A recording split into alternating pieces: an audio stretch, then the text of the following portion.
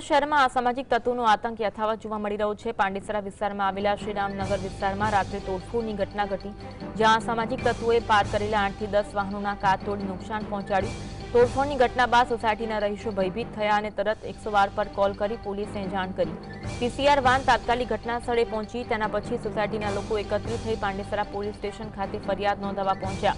પાંડેસરા પોલીસે ઘટના બાબતે ગંભીરતાથી કાર્યવાહી હાથ ધરી હતી। પોલીસની ટીમ ઘટના સ્થળે પહોંચી હતી અને કડક કાર્યવાહી કરી હતી। અસામાજિક તત્વોનો આતંક સુરત શહેરમાં યથાવત જોવા મળી રહ્યો છે। આજ અંગે વધુ વાત કરીશું। સંવાદદાતા સાહિસ અમારી સાથે લાઈવ જોડાયા છે। સાહિસ, સુરત શહેરમાં અસામાજિક તત્વોનો આતંક યથાવત છે। પાંડેસરા વિસ્તારમાં શ્રીરામનગર વિસ્તારમાં તોડફોડની ઘટના બની છે। ઘટના અંગે માહિતી આપશો। બિલકુલ થી સુરત શહેરની અંદર કાયદો વ્યવસ્થાની સ્થિતિ કથળી રહી હોય તેવા દ્રશ્યો જોવા મળી રહ્યા છે। ત્યારે એક પછી એક હત્યાના બનાવ હોય કે પછી અસામાજિક તત્વો બેફામ બન્યા હોય।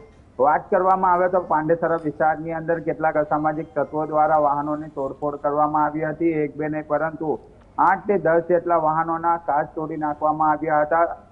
સોસાયટીના લોકો એકત્ર થઈ સ્થાનિક પોલીસ સ્ટેશન એટલે પાંડેસરા પોલીસ સ્ટેશન ખાતે ફરિયાદ કરવામાં આવી હતી અને ફરિયાદના અંતે પાંડેસરા પોલીસ દ્વારા અલગ અલગ ટીમો બનાવી આરોપીઓને શોધવા માટેના તપાસ છે તે શરૂ કરી દેવામાં આવ્યા હતા। પરંતુ જે રીતના વાહનોમાં તોડફોડ કરવામાં આવી હતી, શા માટે વાહનોમાં તોડફોડ કરવામાં આવી હતી, જૂની અદાવત હતી કે કેમ, તે પણ એક મોટો પ્રશ્ન ઉપસ્થિત થઈ રહ્યો છે। પરંતુ જે રીતના ઘટના અત્યારે સામે આવી રહી છે, 8 થી 10 વાહનોને તોડફોડ કરવામાં આવ્યા હતા। સમગ્ર ઘટનાને લઈને હવે પાંડેસરા પોલીસે અલગ અલગ સીસીટીવી ચકાસવામાં આવી રહ્યા છે અને સીસીટીવીના માધ્યમથી હાલ તો કેટલા આરોપી હતા, શું હતા તેની તપાસ કરવામાં આવી રહી છે અને ખાસ કરીને જે આરોપીઓ કઈ દિશામાં ભાગી રહ્યા હતા તેને શોધવા માટે પણ ચક્રો ગતિમાન કરી દેવામાં આવ્યા છે।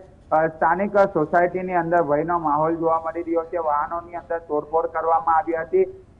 એક બે નહીં પરંતુ 8 થી 10 વાહનોમાં તોડફોડ કરતા લોકોમાં એક જે છે તે ભયભીત માહોલ જોવા મળ્યો હતો।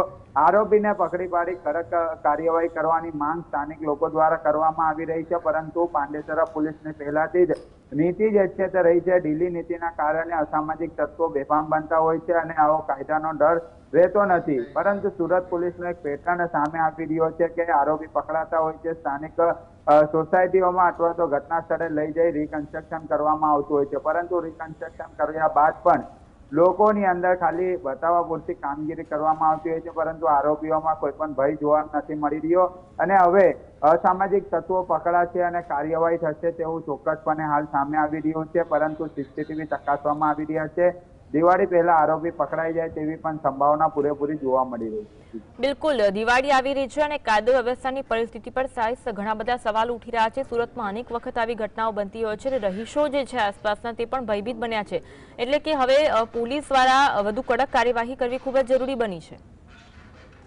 બિલકુલ, તે દિવાળી તહેવારને લઈને સુરત શહેર પોલીસ કમિશનર દ્વારા તમામ અધિકારીઓ સાથે મીટિંગનો દોર પણ કરવામાં આવ્યો હતો। સ્થાનિક લેવલે પણ ડીસીપી, એસીપી, પીઆઈ કક્ષાના અધિકારીઓ મીટિંગ કરી રહ્યા છે અને લોકોને કોઈ પણ પ્રકારે નુકસાન ન થાય, લોકોને કોઈ પણ પ્રકારે અડચણરૂપ ન થાય અને ખાસ કરીને દિવાળીનો તહેવાર શાંતિપૂર્ણ રીતે ઉજવાઈ રહે તે માટેના પ્રયાસો સુરત પોલીસ કરવામાં આવી રહી છે। પરંતુ ક્યાંક ને ક્યાંક કેટલા અસામાજિક તત્વો છે તે કાયદાનો ડર નેવે મૂકીને અને ખાસ કરીને વાહનોની તોડફોડ કરવામાં આવતી હોય છે। ત્યારે પાંડેસરા પોલીસ દ્વારા આરોપીને પકડી પાડી હવે શાન કઈ રીતના ઠેકાણે લાવે છે તે આવનારો સમય બતાવશે। પરંતુ અન્વી ચોક્કસપણે કહી શકાય કે સુરત પોલીસ જે છે તે એક રીલ માસ્ટર તરીકે પણ ઓળખવામાં આવી રહી છે। ત્યારે પાંડેસરા પોલીસ હવે આરોપીને પકડશે, ઘટના સ્થળે લઈ જશે અને રિકન્સ્ટ્રક્શન કરવામાં આવશે અને ત્યારબાદ લોકોની અંદર જે ભયભીત રહેતા હોય તે લોકોને આશ્વાસન આપી માહોલ જે છે તે શાંત કરવામાં આવશે। પરંતુ 8 થી 10